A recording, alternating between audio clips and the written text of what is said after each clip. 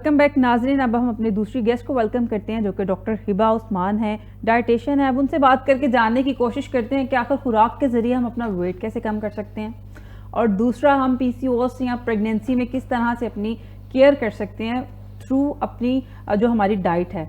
अस्सलाम वालेकुम। वालेकुम अस्सलाम। कैसी हैं आप? अल्हम्दुलिल्लाह। रोज आप ठीक है? मैं ठीक ठाक। हम खाएं भी और पतले भी रहें, ऐसा मुमकिन है?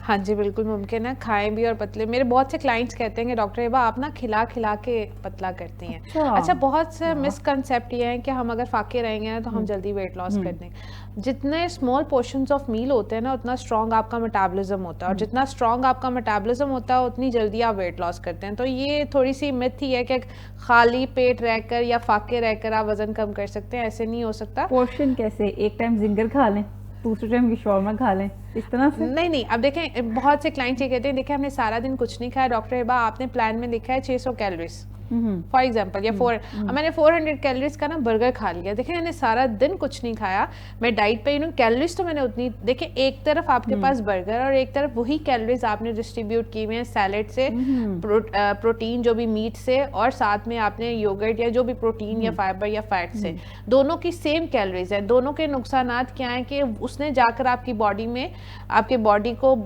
नॉर्मल बीएमआई को आपने ओवरवेट और ओबेसिटी की तरफ लेकर जाना है। एक ने आपकी बॉडी का मेटाबॉलिज्म एक्टिव करना है, आपकी बॉडी को प्रॉपर न्यूट्रिएंट देने हैं, जो न्यूट्रिएंट आपकी बॉडी की नीड है उसको फुलफिल करना है। ये दोनों में बहुत से क्लाइंट्स ही कहते हैं कि आपका जो है ना, अगर हम कहते हैं, आप कहती हैं कि रोटी खाएं रोटी खाएं रोटी खाएं, देखिए दो तरह की रोटी है, एक जौ की रोटी है, एक गंदम की रोटी है। गंदम की रोटी वेट बढ़ाएगी, जौ की रोटी वेट मेंटेन करेगी। ठीक है, तो रोटी की जिनको तलब होती है तो कोशिश करें, जौ भी एक आटा है, फ्लोर ही है, अगर आप उसकी रोटी खाएंगे तो वजन मेंटेन रहेगा। इतनी मेहनत कौन करे? मतलब स्पेशल एक डाइट प्लान को फॉलो करना, चीज़ें जो है बना के रखना, क्योंकि एक वर्किंग वुमेन की अगर बात की जाए या किसी भी मर्द हजरात की बात की जाए तो मुश्किल हो जाता है चीज़ें मैनेज करना। फिर क्या करना चाहिए? बिल्कुल ऐसे ही है। मैं कहती हूँ कि डाइट वो है जो आपके किचन से स्टार्ट हो। ठीक है, आपने मतलब अभी पहले सर भी जिक्र कर रहे थे कि पोस्ट प्रेगनेंसी और प्री प्रेगनेंसी, इसी तरह वो खवातीन जो घरेलू हैं, हाउस वाइफ हैं, वो कैसे अपने आप को मेंटेन कर सकती है, उनके लिए तो उनका किचन ही सब कुछ है ना। तो किचन में आपने ये सीखना है कि मैंने अपना पोर्शन कैसे कंट्रोल करना है। पोस्ट प्रेगनेंसी जो है अमूमन, जैसे आप देखेंगे थोड़ा टाइम लगाकर आपका वेट लूज करवाती है, लेकिन अगर आप वो पोस्ट प्रेगनेंसी में एक सेंसिबल तरीके से वेट लॉस करें, बेशक वो साल लगता है आपका, 2 साल लगते हैं, लेकिन वो आपकी लॉन्ग लास्टिंग होता है, क्योंकि उसमें आपने एक बेबी को बॉर्न करके अपना वेट लॉस करना है, तो उसमें आपकी बहुत से माइक्रो और मैक्रो न्यूट्रिएंट डेफिशिएंसी हुई होती हैं। तो उसको कंसीडर करते हुए अगर आप नॉर्मल किचन से अपना स्टार्ट करें, तो किचन में घर में हर घर में बेसन भी अवेलेबल होता है, हर घर में जौ नहीं तो बेसन तो जरूर होता है। तो मैं कहती हूँ अमूमन आप जो पकोड़े बना के खाएं। नहीं, पकोड़े में तो जाहिर सी बात है ना, ऑयल आप यूज करेंगे। लोग कहते हैं हम ऑयल यूज नहीं करें, हम एयर फ्राई कर लेंगे। एयर फ्राई कर लें, मुझे कोई इशू नहीं है, लेकिन पॉइंट ये है कि अगर आपने रोटी खानी है तो रोटी का एक बड़ा कॉन्सेप्ट है। आपको पता है सर्दियों में उमूमन भूख बहुत ज़्यादा लगती है, और बहुत से क्लाइंट्स ये कंप्लेन करते हैं कि हमें रात में ना एक रोटी या फुल्का ज़रूर होना चाहिए। वेट भी बैलेंस करना है, रोटी भी खानी है और चावल भी खाने हैं। तब इस सिचुएशन में, क्योंकि क्लाइंट की साइकोलॉजिकली हमने क्लाइंट को हैंडल करना होता है, और वेट लॉस जर्नी सबसे ज़्यादा साइकोलॉजिकल आपके बिहेवियर पे भी डिपेंड करती है। तो हमने क्या करना होता है, हमने वो सीरियल देना है जिसमें कार्ब कंटेंट कम हो, ग्लूटेन कम हो, और वो आपको फुलनेस भी फील करवाए। अब वो क्या है, जैसे वीट है, वीट आपका ग्लूटेन है, ग्लूटेन आपका वेट बढ़ाएगा। ओट्स क्या है, ओट्स में ग्लूटेन का कंटेंट कम है, लेकिन वो आपको फुलनेस फील करवाएगा। इसी तरह बेसन, अगर आपके घर में गंदम आती है तो आप उसका एक पोर्शन रखें और 2 पोर्शन बेसन के रखें, उसकी रोटी बनाएं। वैसे बेसन की भी बन जाती है। हाँ जी, मतलब उससे आपका वेट नहीं गेन होगा। आप देखें दोनों में रोटी है, दोनों का फंक्शन भी सेम है, आपको फुलनेस फील करवाएंगे, लेकिन उसकी कैलोरीज चेंज हो जाती हैं, और दोनों आपको फुलनेस फील करवाकर आपकी बॉडी को स्ट्रेंथनिंग प्रोवाइड करती हैं। अच्छा, प्रेगनेंसी में क्या डाइट प्लान फॉलो करना चाहिए? कि बहुत ज़्यादा खाना चाहिए या थोड़ा सा हाथ रोक के खाना चाहिए? अच्छा, फर्स्ट 3 मंथ्स में बड़ा कॉन्सेप्ट है, अगर प्रेग्नेंट हो गई है फीमेल तो ना, जो घर के हजरात हैं वो खास तौर पे मदर इन लॉ या मदर अपनी, वो कहती है खाना पीने को पे बहुत जोर दिया, बस खाओ पियो, जो भी पराठे खाओ। अच्छा, फर्स्ट 3 मंथ्स हमेशा याद रखिएगा, पहले 3 महीने आपको नहीं खाना, आपको मेंटेन करना है। आपने फ्रूट्स लेने हैं, आपने वेजिटेबल लेने हैं, आपने वो चीज़ें लेनी है जो आपकी बॉडी को एनर्जी प्रोवाइड करें। 3 महीने बाद, पहले 3 महीने बच्चे को नहीं लगना, वो माँ को लग रहा है। ये कॉन्सेप्ट अब 3 महीने में क्या होते हैं कि मदर्स जो भी घर के अफराद हैं वो इतना खिला देते हैं कि बच्ची जहाँ 62 पे होती है तो वो 78 पे पहुंच जाती है 3 महीने से भी कासिर हो जाती है। ठीक है, अब क्या होता है कि सबसे ज्यादा कॉम्प्लिकेशन यहाँ पे आती है कि जब बच्ची का वजन बढ़ गया होता है 3 मंथ्स के बाद, जब बच्चे को लगना होता है वो उस ड्यूरेशन में वो खाना नहीं इंटेक कर पा रही होती, तो बेबी वेट कम हो जाता है। अब बेबी वेट के साथ साथ जब मदर वेट ज्यादा हो जाता है तो वो हाइपरटेंशन में, गेस्टेशनल डायबिटीज में मसले मसाइल उसको वहां से स्टार्ट हो जाते हैं। ये सारे मसले पहले 3 महीने खाने से होते हैं। हाँ जी। अब देखें, जब बाहर ओवरसीज में जब प्रेगनेंसी प्लान्ड होती है तो प्लान होने से 3 मंथ्स पहले फीमेल को अच्छी गाइडेंस दी जाती है, उनके न्यूट्रिशन फैक्ट्स कौन कौन से लेने हैं, उन्हें बिहेवियर कौन सा रखना है, उनकी एक प्रिस्क्राइब न्यूट्रिशनिस्ट उनको हायर कर दी जाती है। 3 महीने पहले उनमें जो डेफिशिएंसीज होती हैं उनको वो क्योर करवाते हैं, फिर वो प्रेगनेंसी प्लान होती है। ड्यूरिंग प्रेगनेंसी एवरी मंथ उनका चेकअप होता है। क्यों उनकी बॉडी मेंटेन रहती है? क्योंकि उनको वो चीज, अब देखें रोटी चावल खाने से आप खाली हेल्दी नहीं होते, फ्रूट्स खाने से भी आप हेल्दी होते हैं, नट्स खाने से भी आप हेल्दी होते हैं, वेजिटेबल्स खाने से भी आप हेल्दी होते हैं। तो ये कॉन्सेप्ट हमारी पुरानी माओं का नहीं है कि वो सिर्फ समझते हैं अगर रोटी नहीं खाई ना मेरी तीन है तो कुछ नहीं खाता, चौल नहीं खाता तो कुछ नहीं खाता। तो पंजाबी इसलिए बोलियो कि पुराने लोगों को ज्यादा समझ आए कि ये कॉन्सेप्ट जरा निकाल दें। पहले 3 महीने माँ को दें, माँ अपनी फाइबर इंटेक अच्छी करे, अपना गट अच्छा करे। मैदे के मिसाइल बहुत ज्यादा ड्यूरिंग प्रेगनेंसी में होते हैं, कॉन्स्टिपेशन इशू बहुत ज्यादा होते हैं। इस कॉन्स्टिपेशन इशू की वजह से आपने जब पहले ध्यान नहीं दिया होता है, इतने कॉम्प्लिकेशंस आ जाते हैं कि पाइल्स तक नॉर्मल पहुंच जाती है फीमेल्स को, क्योंकि नॉर्मल प्रेगनेंसी में मसले मसाइल होते हैं।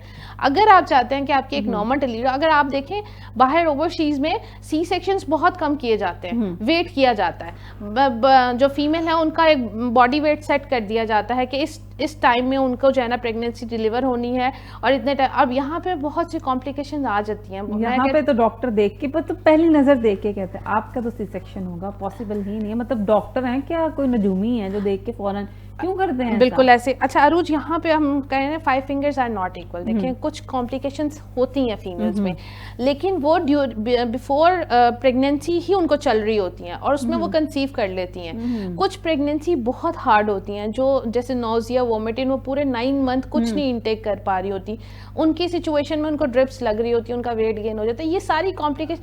लेकिन अगर आप नेचुरल अपनी फर्स्ट प्रेगनेंसी को देखें तो आप अपना माइंड सेट यही करें कि मैंने अपने बिफोर प्रेगनेंसी अपने आप को प्लान किया है, तो उसके लिए मेरे अंदर क्या डेफिशिएंसी है, पहले माँ को हेल्दी होना है। ज्यादा वॉमिटिंग वगैरह हो रही है, वॉमिट ज्यादा आ रही है, तो डॉक्टर तो ये भी कहते हैं कि अच्छी बात है, आने दें, बच्चा हेल्दी होता है।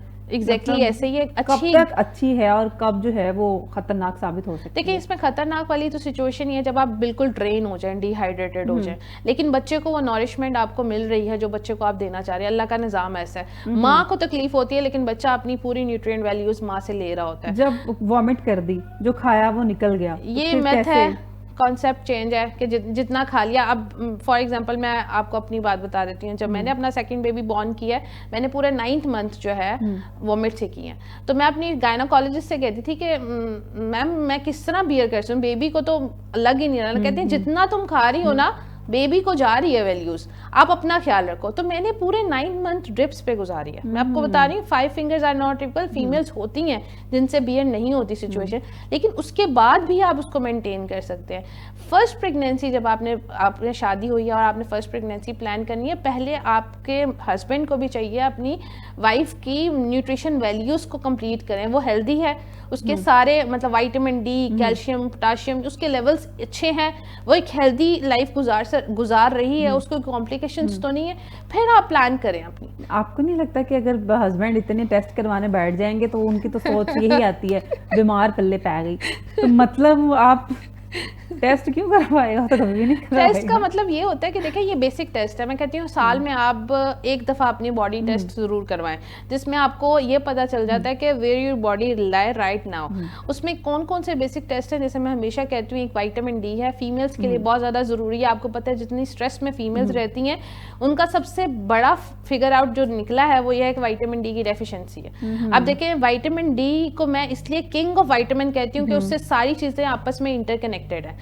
आपका पैराथायरॉइड हार्मोन को रेगुलेट करता है, आपके इंसोमिया को क्लिक करता है, आपके हेयर फॉल को क्लिक करता है, आपके मेटाबॉलिज्म को क्लिक करता है, आपकी बोन हेल्थ को क्लिक करता है। ये एक विटामिन की डेफिशिएंसी से आपको मल्टीपल आपको बॉडी डिजीज हो रहे हैं। जिनको प्रेगनेंसी नहीं हो रही होती उनमें भी विटामिन डी की डेफिशिएंसी की वजह से काउंट होता है। तो एक चीज अगर आप काउंट करें कि हम अगर विटामिन डी को सिर्फ सही कर लें अपनी बॉडी में और नेचुरल सोर्सेज से भी लेते जाएं, ये नहीं कि आपने सिर्फ सप्लीमेंट्स पे गुजारा करना है। नेचुरल सोर्सेज में अगर आपको पता हो कि आप डेली रूटीन में थोड़ी थोड़ी विटामिन डी की चीजें ले रहे हैं, तो आपका पूरा एक पैकेज तैयार होता है कि हाँ मैं अगर सप्लीमेंट भी इस्तेमाल किन चीजों में विटामिन डी पाया जाता है? आपने देखा होगा अमूमन जब लड़कियां डाइट करने लग जाती हैं तो योग को साइड पे निकाल देती हैं, एग योग। क्योंकि कहा जाता है ना कि जर्दी नहीं खानी, सफेदी दो खा सकते हैं, जर्दी तो नहीं खानी। एग योक में सबसे ज्यादा विटामिन डी होता है। मैं बच्चों के लिए भी यही कहती हूँ, हमेशा बच्चों को भी एक अंडा फुल जरूर खाएं, उसमें एग योक में विटामिन डी होता है। विटामिन डी में की वजह से आपकी बोन हेल्थ, देखिए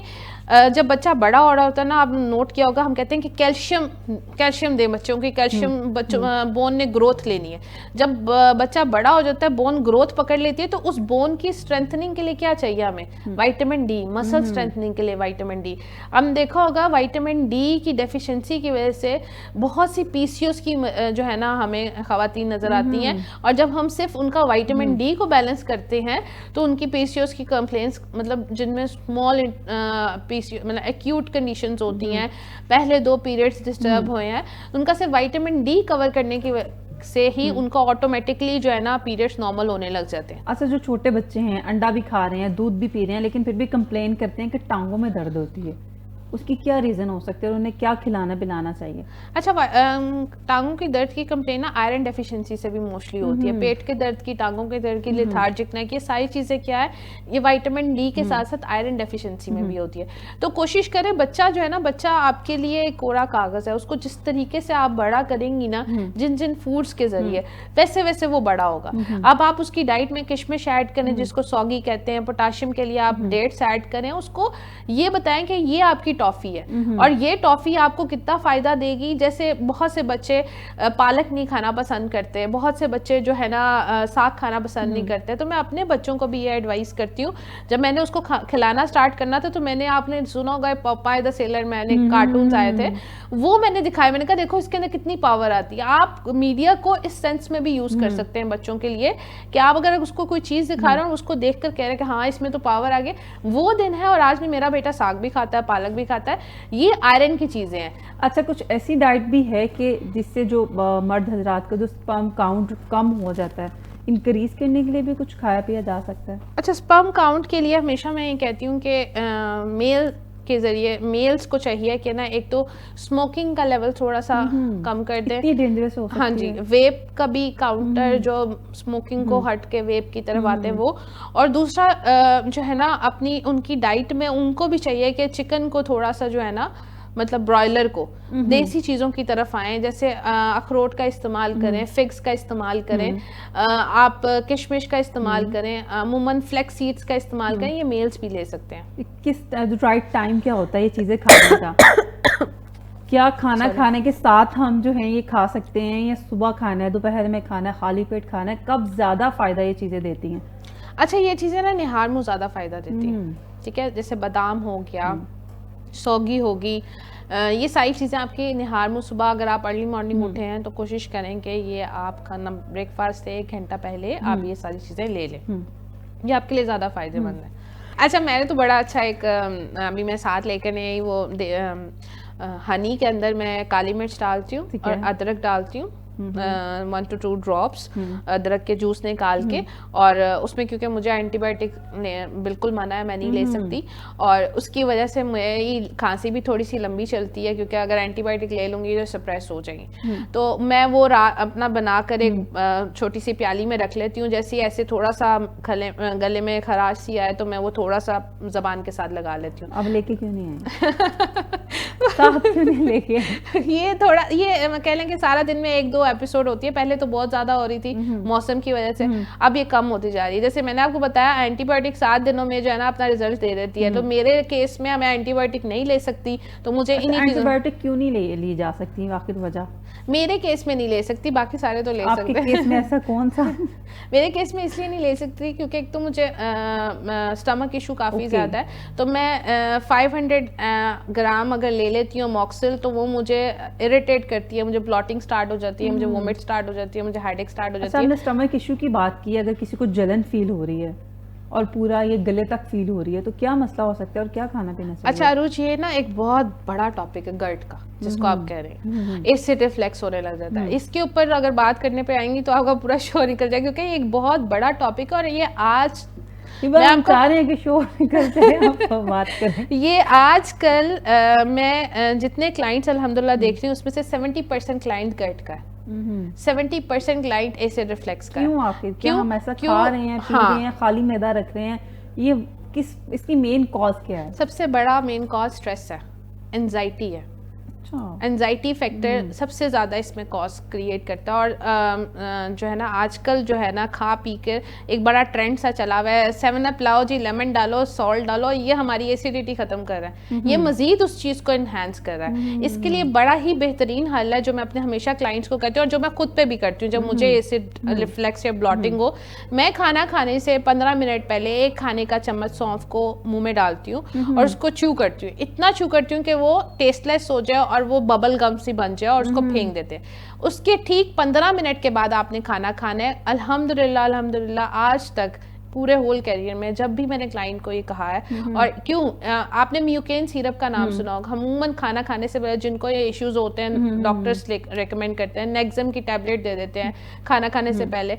ये आपके फेनल सीड ने सेम यही फंक्शन करना है और ये करके देखें बिफोर एवरी मील, 3 बेसिक मील, आपको ये जो एसिड रिफ्लेक्स वाले इश्यूज हैं ये सॉर्ट आउट हो जाएगा। अच्छा, चाय पीने से भी कोई मैदे में मसला शुरू हो जाता है? बहुत ज़्यादा, चाय बहुत ज़्यादा एसिड रिफ्लेक्स करती है। अमूमन हम क्लाइंट्स जिनको एसिड रिफ्लेक्स का इशू होता है, हम उनको मना कर देते हैं कि आप चाय कम पत्ती वाली ले सकते हैं, लेकिन जहाँ आप 2 कप लेते थे वो 1 कप को डिवाइड कर ले, आधा आधा, और हाँ मतलब कम पत्ती वाली आधा आधा डिवाइड कर ले। और एसिड रिफ्लेक्स उनकी मोस्टली स्टार्ट भी बर्प इश्यूज, ब्लॉटिंग इश्यूज इसी वजह से होती है। और सबसे बड़ी बात, अगर क्लाइंट देखे, ऑब्जर्व करे कि मैं अगर ग्लूटेन खा रहा हूँ, ग्लूटेन से बनी हुई कोई चीज़ खा रहा हूँ, तब ज़्यादा इशू तो नहीं हो रहा। अगर मैं अंडा खा रहा हूँ या खा रही हूँ उससे तो नहीं इशू हो रहा। आपने अपने फूड एलर्जेंस खुद ढूंढने। अच्छा, क्योंकि मुझे रात में होता है कि एक बेड टी मैंने लाजमी पीनी है, वो रात में मैंने कप भर के पीनी होती है सोने से पहले, लेकिन उससे मुझे यहाँ पर जलन शुरू हो जाती है आजकल। तो अब आप इसको अवॉइड करें। वो तो पीनी तो है ना, फिर क्या मतलब आप जहाँ 1 कप पीती हैं पूरा मग्गा, आप उसको हाफ पे ले जाएं, इसी तरह कम हो सकते हैं, या थोड़ा थोड़ा करके कम करें। और एंड पे अगर आप कहेंगे कि मैं बस अब 2 घूंट रात को लेती हूँ, वो उसको उस टाइम पीरियड को 3 महीने भी लग सकते हैं, 6 महीने भी लग सकते हैं, लेकिन हो जाता है। अमूमन हमने अगर क्लाइंट को ये चीज़ छुड़वानी होती है तो हम इसी तरह कहते हैं कि आप स्लो एंड स्टेडी उस चीज़ को कट करें, एकदम से कट नहीं हो सकती।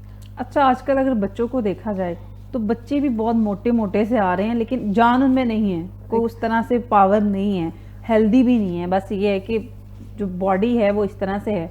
तो उनके लिए क्या किया जा सकता है, क्योंकि ना वो कोई एक्सरसाइज कर सकते हैं, ना कोई डाइट प्लान फॉलो कर सकते हैं, क्या किया जा सकता है? अच्छा, उनके लिए सबसे ज़्यादा जो मैं कहती हूँ ना, एक्टिविटी फैक्टर्स उनके ऐड करें। स्कूल में अगर आप देखें तो उनको गेम्स में डालें।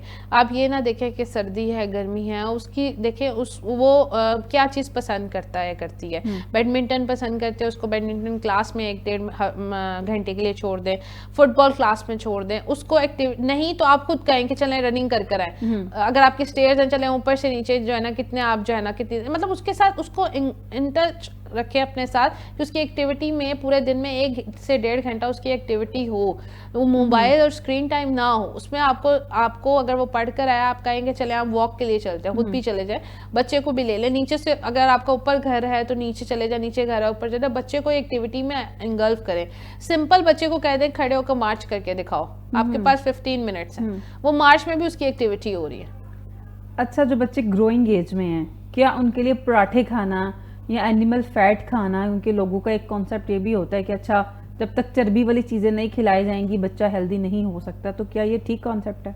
अच्छा, बच्चे जो है ना, बच्चों को सब कुछ दें, पराठे अच्छा। दें, सब कुछ दें, लेकिन ये क्योंकि उनका मेटाबॉलिज्म बड़ा एक्टिव होता है। अगर आप देखें, अगर आप देख रहे हैं कि आपके फैमिली में कोई एक बीमारी चलती हुई आ रही है, ओबेसिटी की या हाइपरटेंशन की या आपकी डायबिटीज चलती हुई आ रही है, तो आप किसी एक, जैसे 12 साल की उम्र से पहले उसको सब कुछ खिलाएं, 12 साल के बाद उसको आप देख रहे हैं कि देखिए माएँ जो है ना, पेरेंट्स को पता चल जाता है कि बॉडी किस शेप में जा रही है बच्चे की, बच्चे के जेस्चर्स कहाँ पे जा रहे हैं, तो उस लिहाज से आप अपने बच्चे को ग्रूम करें।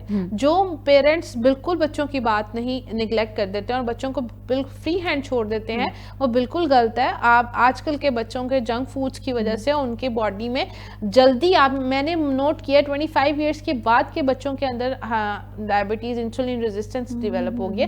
13 साल का बच्चा मेरे पास आया, मैं शॉक में थी कि जब मैंने उसका लिपिड प्रोफाइल करवाया, उसका बैड कोलेस्ट्रॉल ज़्यादा था, उसका ट्राइग्लिसराइड ज़्यादा था, उसका HbA1c रेस था। क्यों था? क्योंकि वो खाता ही जंक फूड था।